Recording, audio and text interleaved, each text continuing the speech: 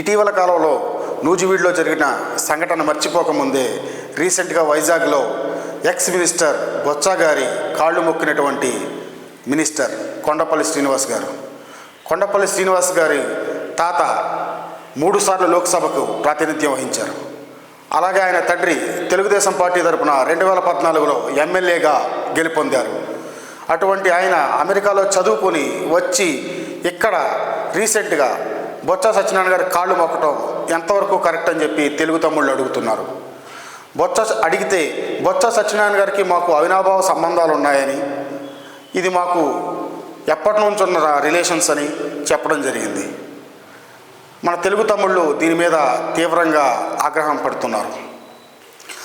సజ్జల, కొడాలి, అదేవిధంగా వైసీపీ నాయకులు చాలామంది మీడియా ముందు ఒక రకంగా రెచ్చిపోయి మాట్లాడుతుంటే ఏమీ చేయనట్టు, ఏమీ చేతకానట్టు ప్రభుత్వం చూస్తూ ఉండటం అనేది తెలుగుదేశం ప్రభుత్వం, తెలుగుదేశం కార్యకర్తలకు ఆగ్రహాలకు లోనవుతుంది.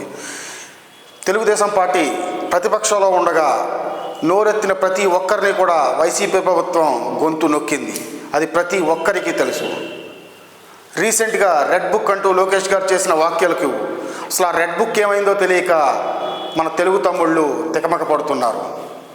నాదెండ్ల మనోహర్ గారు రేషన్ బియ్యం పట్టుకుని కాకినాడ పోర్ట్లో సీజ్ చేయడం కానీ, లేదా పవన్ కళ్యాణ్ గారు సీజ్ ద షిప్ అన్న పదం ఉపయోగించింది కానీ ఏం జరిగిందో తెలియక అటు జన సైనికులు కానీ ఇటు తెలుగు తమ్ముళ్ళు కానీ అయోమయానికి గురవుతున్నారు.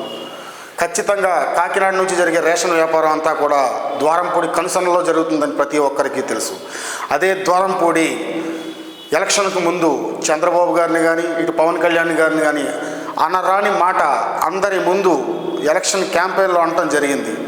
ఆ రోజు నుంచి కూడా తెలుగు తమ్ముళ్లే కానీ జన సైనికులే కానీ ఖచ్చితంగా ద్వారంపూడి మేము అధికారంలోకి వస్తాం, వచ్చిన రోజున చేసి చూపిస్తాం అన్నట్టున్నారు.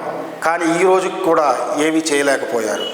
అదేవిధంగా వైసీపీ ప్రభుత్వంలో ఎన్నో అక్రమాలు చేసినటువంటి అడ్డారి ఆనంద్ని ఈరోజు బీజేపీ పురంధరేశ్వరి గారు ఆవిడ అధ్యక్షతన బీజేపీలో జాయిన్ చేసుకోవడం జరిగింది. దీనిపై కూడా తమ్ముళ్ళు ఆగ్రహం వ్యక్తం చేస్తున్నారు.